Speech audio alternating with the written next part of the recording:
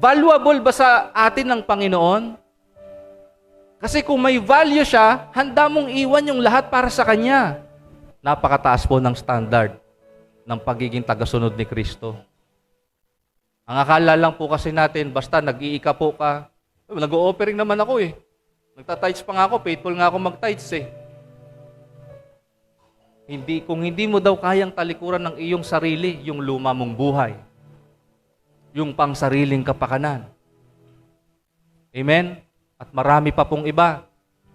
Kung hindi mo kayang talikuran yon, hindi ka magiging totoong alagad ng Panginoon. Alam niyo po bakit hindi maiwanan ng ibang tao yung mga lumang pamumuhay? They still find value dun sa buhay na yon. Kumbaga, in their perception, pagka inalis ko to sa buhay ko, ito na nga lang pinangahawakan ko para meron akong meron akong maipagmalaki sa sarili ko. Naunawaan po ninyo. Ito na lang yung hinahawakan ko para makita ng mga tao at pag nakita nila itong bagay na pinangahawakan ko, maipagmalaki nila ako.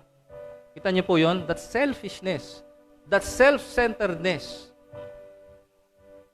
That's worship of self. Na ayaw po ng Panginoon yun na maging selfish tayo.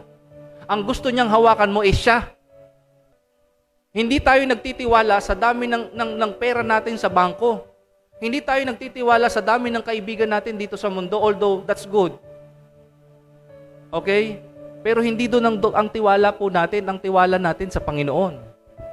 Hindi rin ang tiwala natin sa kung gaano tayo kadalas mag-pray. Ang tiwala natin, hindi rin kung gaano tayo katagal magbasa ng Bible. Hindi rin natin, ang confidence natin, hindi rin kung gaano tayo kadalas na nasa church. No. Ang value po dapat natin ay na kay Kristo. Yung relasyon mo sa Kanya. Amen po ba? Kasi aanhin po natin na Monday to Sunday, nandito ka sa church, pero hindi mo naman natatagpuan si Lord in your personal life. You don't find His value personally. Valuable ba sa atin ng Panginoon?